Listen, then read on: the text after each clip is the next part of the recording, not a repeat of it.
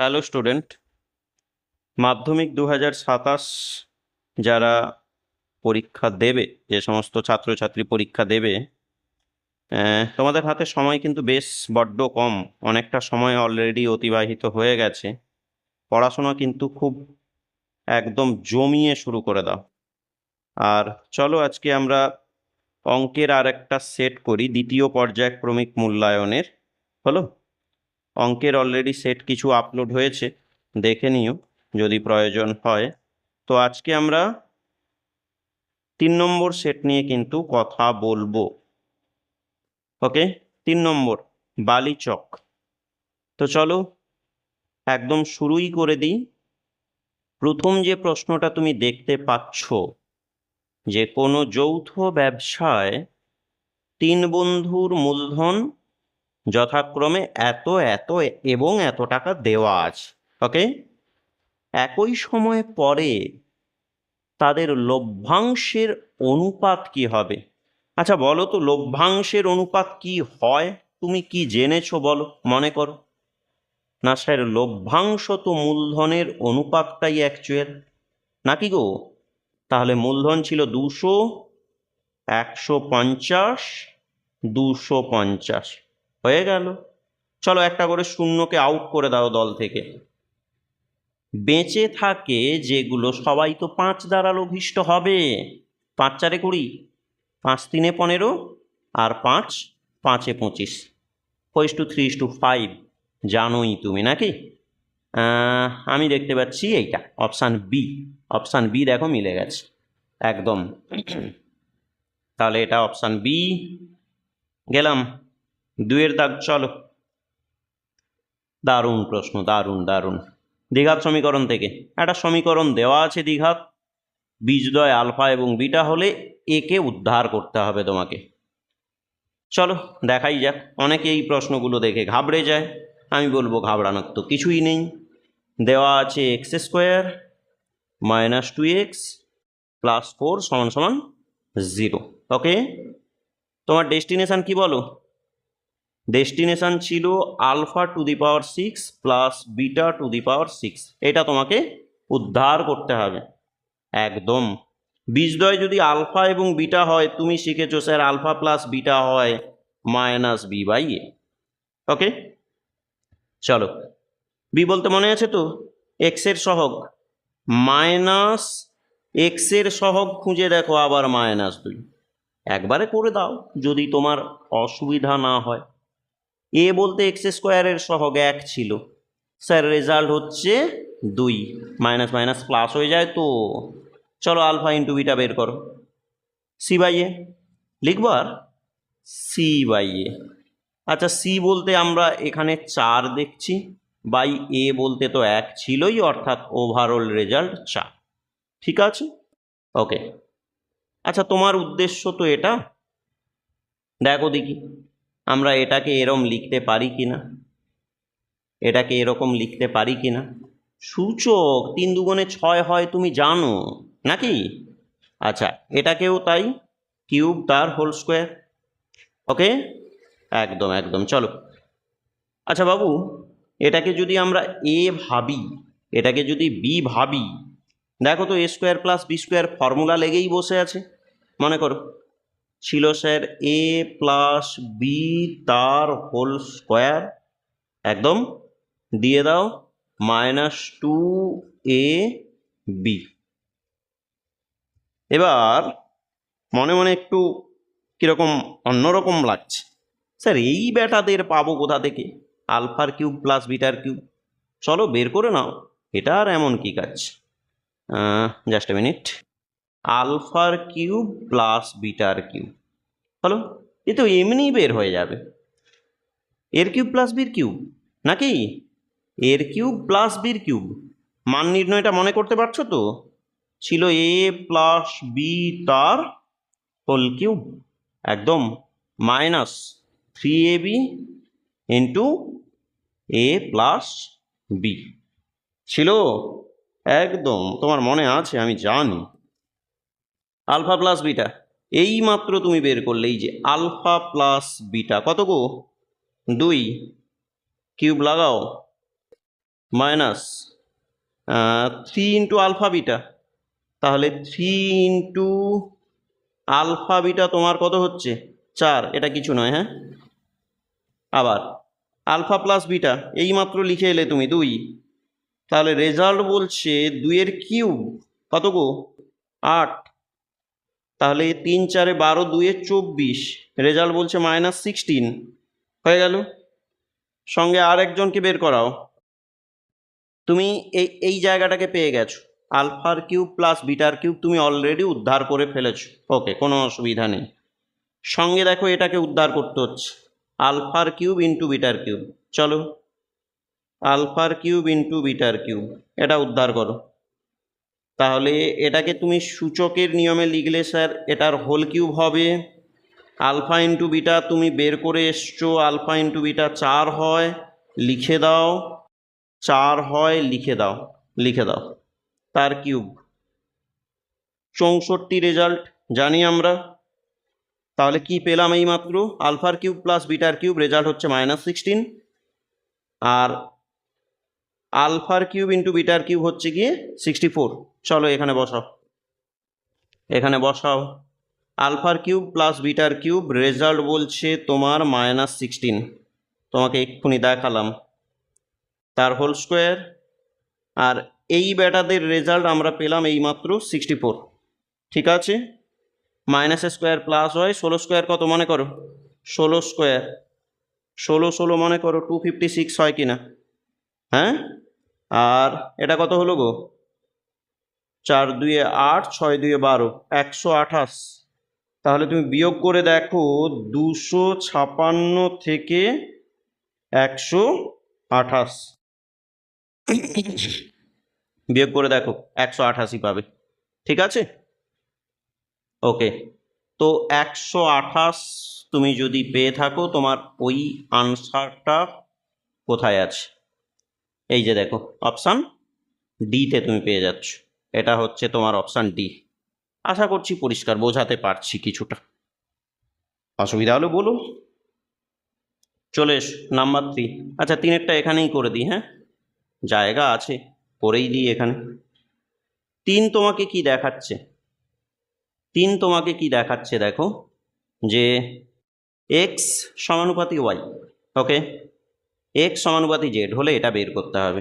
সহজ একটা গল্প, দেখাচ্ছে তোমাকে এক্স সমানুপাতি ওয়াই, আর দেখাচ্ছে তোমাকে এক্স সমানুপাতি জেড। একটা সহজ গল্প শিখিয়ে দিই, তোমাকে বের করতে হবে ওয়াই প্লাস জেড সমানুপাতি কার সঙ্গে। অ্যাকচুয়াল তুমি কিন্তু যৌগিক ভেদের উপপাদ্য এখানে ব্যবহার করবে না, কেন বলো, ওয়াই আর জেডের মান দরকার যে। চলো এখান থেকে তুমি একটা ভেদ ধ্রুবক আনো, এক্স সমান ধরো k1, ওয়াই k1 ভেদ ধ্রুবক। আচ্ছা, এখান থেকে ধরো এক্স সমান k2, জেড k2 ধ্রুবক। তোমার তো ওয়াই চাই আর জেড চাই, তাই না? চলো এখান থেকে ওয়াই লেখো, তাহলে ওয়াই সমান লিখছো এক্স বাই k1, আর এখান থেকে তুমি জেড সমান লিখছো এক্স বাই k2। পরিষ্কার? হ্যাঁ, ওকে। এইবার এই জায়গাটাতে এসো, ওয়াইয়ের পরিবর্তে তুমি মান বসাচ্ছ এক্স বাই k1, জেড হচ্ছে গিয়ে তোমার এক্স বাই k2 তুমি বসিয়ে দিচ্ছ। ওকে, তাহলে দেখো তুমি এক্সকে কমন নিলে 1/k1 যোগ 1/k2। আশা করছি পরিষ্কার। আচ্ছা, খেয়াল করো, তুমি তো এই অংশটাকে ধ্রুবক বলে চেনো k1 k2, তাই না? তাহলে ধ্রুবক যদি হয়, বাদই ছিল তোমার ওয়াই প্লাস জেড, এইটাকে যদি তুমি ধ্রুবক বলেই চেনো, তাহলে ধ্রুবককে রিপ্লেস করতে গেলে সমানুপাতিক চিহ্ন চলে আসবে। এলো, এক্স যেমনি ছিল থাক। তোমাকে তো এটাই জানতে চেয়েছে, দেখে নাও একটু ভালো করে। তোমাকে তো জানতে চেয়েছে ওটাই, যে ওয়াই প্লাস জেড সমানুপাতি তাহলে কার সঙ্গে। তুমি বলবে স্যার এক্স এর সঙ্গে হয়, অপশান এর সঙ্গে পুরোপুরিভাবে মিলে গেল। ঠিক আছে, একদম। চলো, তাহলে 3-এর দাগ হয়ে গেল। 4 তোমাকে কি দেখাচ্ছে দেখে নাও, বলছে দুটি বৃত্ত পরস্পরকে স্পর্শ না করলে তাদের সাধারণ স্পর্শকের সংখ্যা কতগুলো হবে? সোজা সোজা সোজা, একদমই সোজা। বোঝো আগে ভালো করে, শুধু মুখস্থ করতে যেও না, বুঝে দেখো। ধরো এই দুটো বৃত্ত হলো, বলছে এই দুটো বৃত্ত পরস্পরকে স্পর্শ করেনি, তার মানে ব্যবধানে আছে। তো বলছে এদের স্পর্শক, সাধারণ স্পর্শক কটা? দেখো সাধারণ স্পর্শক এই একটা, এটা সরল, এই একটা, দেখো এটাও সরল হলো, এই একটা দেখো, এই একটা, এটাকে কি বলে? তির্যক বলে। তোমাকে হোম টাস্ক দেওয়া থাকলো, যদি পারো কমেন্ট করো যে সরল সাধারণ স্পর্শক আর তির্যক সাধারণ স্পর্শক কি। চলো এই একটা, এই একটা, তাহলে মোট কতগুলো হলো? চারটে সাধারণ স্পর্শক সম্ভব, চারটে। দেখো দেখো দেখো, চারটে হচ্ছে অপশান ডির সঙ্গে পুরোপুরিভাবে মিলে গেল, এটা অপশান ডি যাবে। হয়ে গেল না? ওকে, নেক্সট তারপরটা চলো, 5-এর দাগ কি দেখাচ্ছে তোমাকে? 5 দেখো, 5 বলছে তোমাকে যে ত্রিভুজ এবিসি এবং ত্রিভুজ ডিএফ, দুটো ত্রিভুজ আছে যাদের অ্যাঙ্গেল এ এবং অ্যাঙ্গেল ই, যার পরিমাপ হচ্ছে 40 ডিগ্রি। সদৃশ্যতা থেকে প্রশ্ন, তোমাকে একটা সহজ ট্রিক্স আমি শিখিয়ে দেবো আজকে, এটা যদি কাজে লাগাও এই জাতীয় অঙ্কগুলো তুমি অনায়াসেই করতে পারবে। আচ্ছা দেখো, এবিসি ত্রিভুজের কথা বলেছে, ডিএফ এর কথা বলেছে, অ্যাঙ্গেল এ আর অ্যাঙ্গেল ই সমান, এ আর ই সমান কত করে? না এরা 40 ডিগ্রি করে। ওকে, একটা অনুপাত দেওয়া আছে, দেখো সমানুপাত, অ্যাকচুয়াল অনুপাত নয়। এ বি অনুপাতকে আমরা বাই আকারে লিখি, আমি এটা লিখছি খাতায়। তাহলে এ বি অনুপাতকে বাই দিলাম, ইডি সমান হচ্ছে তোমার এসি বাই হচ্ছে গিয়ে তোমার ইএফ, এটা দেওয়া আছে। ওকে, একটা কাজ দেখো, এ বি এই ত্রিভুজের একটা বাহু, ইডি এই ত্রিভুজের একটা বাহু। প্রথম কেস, এই জন্য একটা দাগ দিয়ে আমি চিহ্নিত করেছি। এসি এই ত্রিভুজের দ্বিতীয় বাহু দিলাম, ইএফ, ইএফ হচ্ছে এই ত্রিভুজের দ্বিতীয় বাহু। আচ্ছা, তারপরে তোমাকে বলে দিয়েছে যে অ্যাঙ্গেল এফ হচ্ছে 65, তাহলে বি কত? অ্যাঙ্গেল এফ এইটা, এইটা হচ্ছে 65। তোমার ডেস্টিনেশন এই বিটাকে উদ্ধার করা, এর থেকে সোজা কিছু হয় না, ভালো করে বুঝে নাও, একটু বুঝলেই হবে। বাবু এই যে দুটো ত্রিভুজ তুমি দেখছো, দুটো ত্রিভুজের প্রথমত এ আর ই সমান দুটো 40 ডিগ্রি করে, দ্বিতীয়ত যে বাকি দুটো বাহু সমানুপাতে আছে। যদি থাকে জেনে রেখো ত্রিভুজদ্বয় সদৃশ হয়। আচ্ছা, ত্রিভুজদ্বয় যদি সদৃশ হয় সবসময় জানবো অনুরূপ বাহু বিপরীত কোণগুলো সমান। কি বললাম? অনুরূপ বাহুর বিপরীত কোণগুলো সমান। যদি না মাথায় ঢুকে এই কথাটা, তাহলে ছেড়ে দাও, একটা সহজ গল্প বলি। এই যে দাগটা কাটলাম, এটা তো বোঝা গেল এর এই প্রথম দাগের বিপরীত কোণ আর এর প্রথম দাগের বিপরীত কোণ সমান হবে, বোঝা গেল? এই যে দ্বিতীয় দাগ, দ্বিতীয় বাহুর বিপরীত কোণ আর এর দ্বিতীয় বাহুর বিপরীত কোণও কিন্তু সমান হবে, তৃতীয় বাহুর ক্ষেত্রে ঠিক তাই। তাহলে সহজ করে বলতে পারি এর দ্বিতীয় বাহুর বিপরীতে বি আছে, আর এর দ্বিতীয় বাহুর বিপরীতে কে আছে? ডি আছে, এরা সমান। ওকে, আচ্ছা নেক্সট দেখো, এর 1 নম্বরের বিপরীতে এফ আছে, অ্যাঙ্গেল এফ, আর এর 1 নম্বরের বিপরীতে তুমি সি কে দেখছো, তাহলে এই দুটো তো সমান। আচ্ছা, এফ এর ভ্যালুটা তুমি কত পাচ্ছিলে? 65, তাহলে সিও হচ্ছে তোমার 65। তোমার চাই বি, তুমি 40 পেলে এটাকে 65 বলছো, তাহলে বি কত? না স্যার বি পাওয়া যায় তো সহজ করেই, এইখানে করি। তাহলে অ্যাঙ্গেল বি, ত্রিভুজের 3টে কোণ মিলে হবে 180, সেখান থেকে বাদ পড়ে যাবে কারা বলো? 40 আর একটা 65, 40 যোগ 65, সমাধান করে দাও, আনসার শেষ। আর কি আছে? কত হলো তোমার? 105, অর্থাৎ 75 ডিগ্রি, যেটা তুমি অপশান সিতে পেয়ে যাবে, 75 ডিগ্রি। ঠিক আছে, 75 ডিগ্রি তুমি অপশান সির মধ্যে দেখতে পেয়ে যাবে, জল জল করছে, এই যে। হলো? ওকে, বুঝে গেছো? হ্যাঁ, আমরা গেলাম তাহলে আমাদের পরেরটা।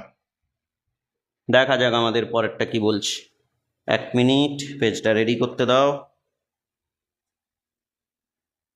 ওকে,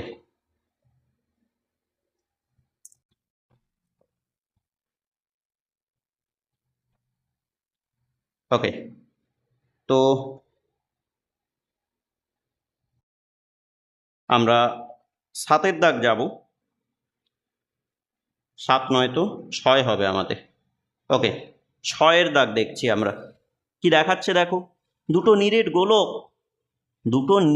গোলক যাদের বক্রতলের ক্ষেত্রফলের অনুপাত দেওয়া আছে, এটা আয়তনের অনুপাত চাই। এর থেকে সোজা আর কি আছে, বহুবার করেছো তুমি। দুটো গোলক যাদের বক্রতলের ক্ষেত্রফলের অনুপাত, গোলকের বক্রতলের ক্ষেত্রফল এইটা দেখাচ্ছে। মনে করো তো, তুমি গোলকের বক্রতলের ক্ষেত্রফল কি জানো? 4πr²। একটা বিষয় এবার বোঝো, দুটো গোলক, তাদের ক্ষেত্রফলের অনুপাত দেওয়া আছে। অনুপাতকে তুমি ভগ্নাংশে পরিণত করতে পারো, বাই করতে পারো।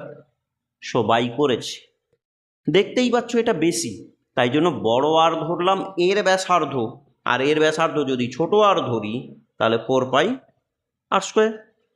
4π বাদ দাও, আমাদের থেকে যাচ্ছে যেটা r/r, তার হোল স্কোয়ার। এরা পূর্ণবর্গ, দেখো, তাহলে লিখবে তুমি 4/3, তার হোল স্কোয়ার। হলো? একদম, পাওয়ার বাদ দাও, তাহলে r/r সমান হয়ে যাচ্ছে তোমার 4:3। আমরা ব্যাসার্ধের অনুপাত পেলাম এইমাত্র, তো তোমাকে জানতে চেয়েছে আয়তনের অনুপাত। মনে করো গোলকের আয়তন কি হয়? গোলকের আয়তন কি হয় আমার লিখতে লিখতে মনে করো, আয়তনের অনুপাত। মনে এলো? কি হবে? 4/3 πr³।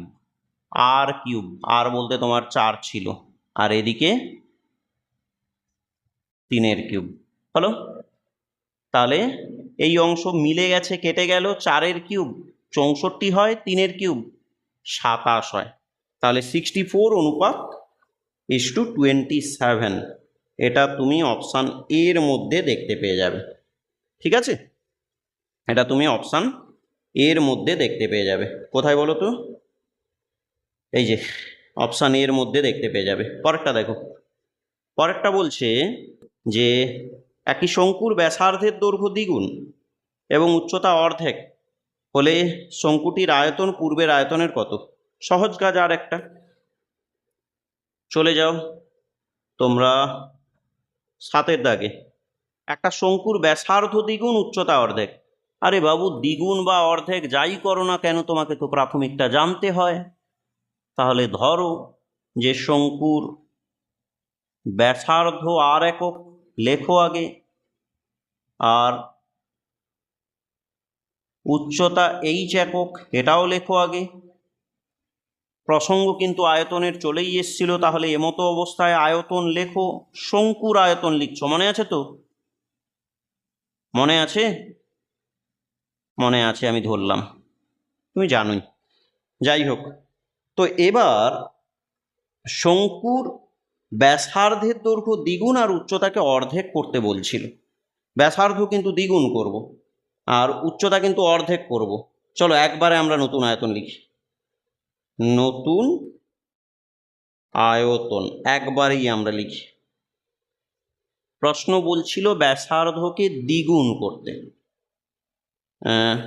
1/3 পাই, ভুল লিখলাম তো, r²। একদম ভুল লিখে দিয়েছি, r²h। 1/3 পাই r²h, একটু মিস্টেক ছিল ওটা। হ্যাঁ, তো নতুন আয়তন, তাহলে 1/3 পাই r², ব্যাসার্ধকে দ্বিগুণ করতে বলেছিল, তাহলে তো আর আর লেখা যাবে না, দ্বিগুণ হলে 2r হবে, তার হোল স্কোয়ার আসবে নাকি। দিলাম। উচ্চতাকে অর্ধেক করতে বলেছিল, তাহলে উচ্চতা যদি অর্ধেক হয় h তো লিখবো না, h/2 লিখব ঘন একক। তাহলে হচ্ছে আমাদের গল্প 1/3 পাই, চলো 2 স্কোয়ার কত হয় গো, 4, r স্কোয়ার, আর এদিকে h/2 হলো 2 2 4, আমি কেটে নিয়েছি। আমাদের বর্তমান অবস্থা 1/3 পাই, 2টাকে বাদ দিচ্ছি এখন, r স্কোয়ার h ছিলই, দেখো সঙ্গে একটা 2 গুণ হয়ে যাচ্ছে, বোঝাতে পারছি? একদম, সঙ্গে একটা 2 গুণ হয়ে যাচ্ছে। তাহলে প্রশ্ন বলছিল যে শঙ্কুর আয়তন পূর্বের আয়তনের, শঙ্কুর আয়তন পূর্বের আয়তনের কত? তুমি বলবে স্যার আমি দেখতেই পাচ্ছি এখানে 2 গুণ হচ্ছে, 2 গুণ, তাহলে এটা তোমার অপশান সির সঙ্গে মিলেই গেল, এই যে 2 গুণ হয়ে গেল, তাই না? একদম। চলো চলো চলো পরেরটা দেখো। পরেরটা বলতে তুমি 2-এর দাগে যাচ্ছ, 2-এর দাগ যাচ্ছ, 2-এর দাগের প্রথম প্রশ্ন তোমাকে দেখাচ্ছে কি, ভেদ থেকে দেওয়া আছে 3টে ভেদ সম্পর্ক হলে ভেদ ধ্রুবক 3টির সমষ্টি। একদম সহজ গল্প, যাদের এখনো অসুবিধা পরিষ্কার করে নিও, কারণ এই প্রশ্নগুলো পরীক্ষাতে থাকবে, তখন তুমি যদি না করতে পারো আফসোস থেকে যাবে কিন্তু। তো এটা দেওয়া আছে, ভেদ ধ্রুবক 3টির সমষ্টি কত সেটা জানতে বলেছে, তাহলে তুমি আগে তো ভেদ ধ্রুবক আনো 3টে ভেদ সম্পর্ক থেকে। চলো তাহলে তুমি এখান থেকে কি বলছো, y - z সমান, ধরো এখানের ভেদ ধ্রুবকটা আমি k1 ধরলাম, 1 দিয়ে গুণ হলে তাই বাই x, তাহলে z - x, ধরো এখানে k2 ধরলাম, বাই y, x - y সমান হচ্ছে ধরো k3 ধরলাম, বাই হচ্ছে z।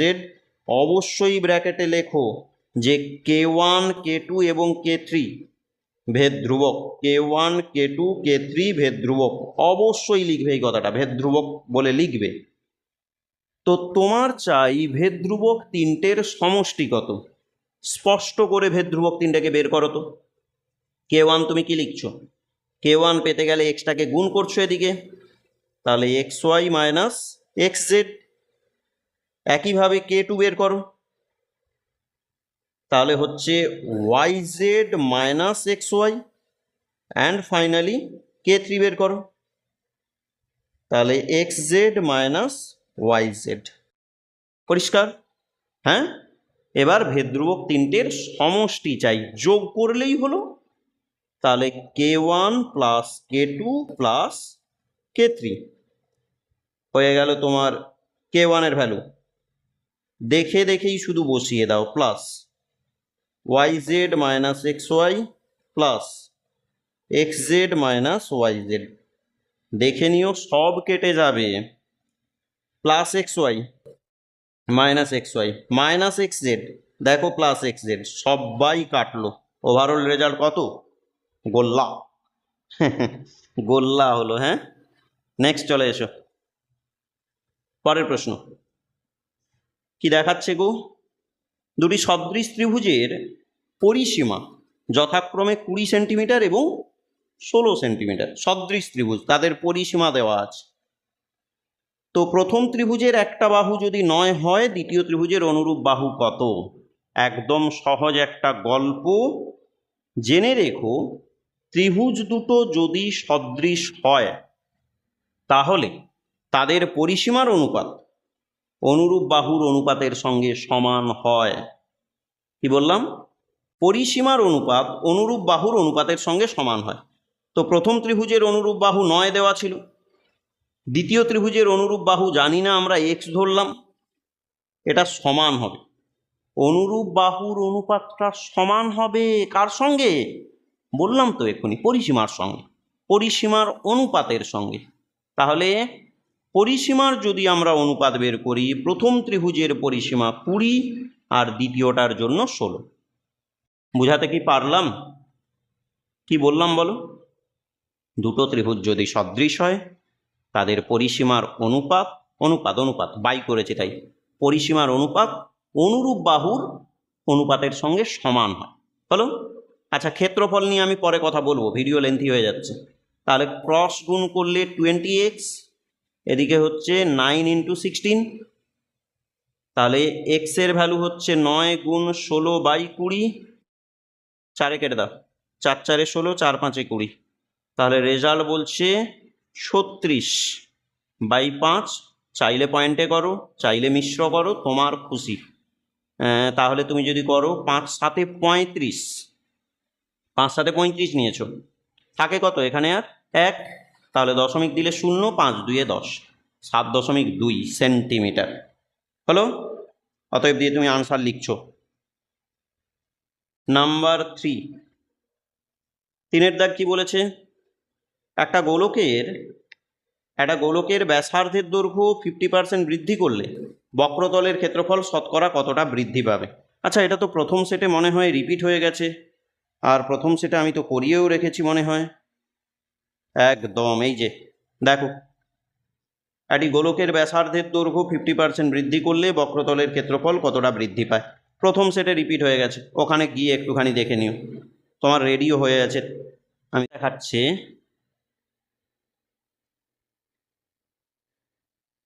পরেরটা যেটা দেখাচ্ছে এইটা না? ওকে। যদি দুটি লম্ববৃত্তাকার শঙ্কুর উচ্চতার অনুপাত এটা হয়, ব্যাসার্ধের অনুপাত হচ্ছে এইটা হয়, তাহলে আয়তনের অনুপাত কত হবে? একদমই সহজ তো। তাহলে তোমার দুটো শঙ্কু নিয়ে কথা হচ্ছে, তাই না? দুটো শঙ্কুর উচ্চতার অনুপাত। আচ্ছা, ধরে নাও যে প্রথম শঙ্কুর উচ্চতা, প্রথম শঙ্কুর একবারেই লেখো যে ধরি উচ্চতা যথাক্রমে, অনুপাত থাকলে একটা সাধারণ অনুপাত আমরা ধরব, উচ্চতা যথাক্রমে আমরা ধরলাম 1:3 ছিল। সাধারণ অনুপাতটাকে যদি আমরা h ধরি, তাহলে h দিয়ে গুণ করি তো আমরা, তাহলে h একক আর একটা হচ্ছে তোমার 3h একক। হলো? আচ্ছা, ব্যাসার্ধর অনুপাতও দেওয়া আছে, তাহলে ব্যাসার্ধ ধরো, ব্যাসার্ধ যথাক্রমে একইভাবে দেখো, ব্যাসার্ধের অনুপাত তোমাকে দেওয়া আছে 3:1, তাহলে এখান থেকে ব্যাসার্ধর সাধারণ অনুপাত যদি তুমি আর লেখো, তাহলে তুমি কি লিখবে বলো? একটা হচ্ছে 3r আর একটা হচ্ছে r একক। হলো? আয়তনের অনুপাত জানতে চেয়েছে শঙ্কু, অতএব শঙ্কু দুটির আয়তনের অনুপাত, প্রথম শঙ্কুর আয়তন কি ছিল গো? 1/3 পাই r²। প্রথম শঙ্কুর r বলতে 3r, তার হোল স্কোয়ার, h, প্রথম শঙ্কুর h বলতে h নিজেই। আচ্ছা, দ্বিতীয় শঙ্কুর জন্য 1/3 পাই r², দ্বিতীয় ক্ষেত্রে r বলতে r নিজেই, h বলতে 3h। হলো? তাহলে আপাত গল্প 1/3 পাই বাদ দাও, রয়ে যাচ্ছে 9r² × h, আর এদিকে r² 3h। h বাদ দাও, r² বাদ দাও, 3 দ্বারা কাটলে 3 3 9, 3 1 3, অর্থাৎ 3:1। ক্লিয়ার? একদম। তাহলে আজকে এই পর্যন্ত থাক, বুঝলে? আবার পরের দিনকে একটা নতুন সেট আসবে। ওকে, তো চলো, যদি ইনফরমেটিভ মনে হয় একটা লাইক করে দিও। আজকে এই পর্যন্ত।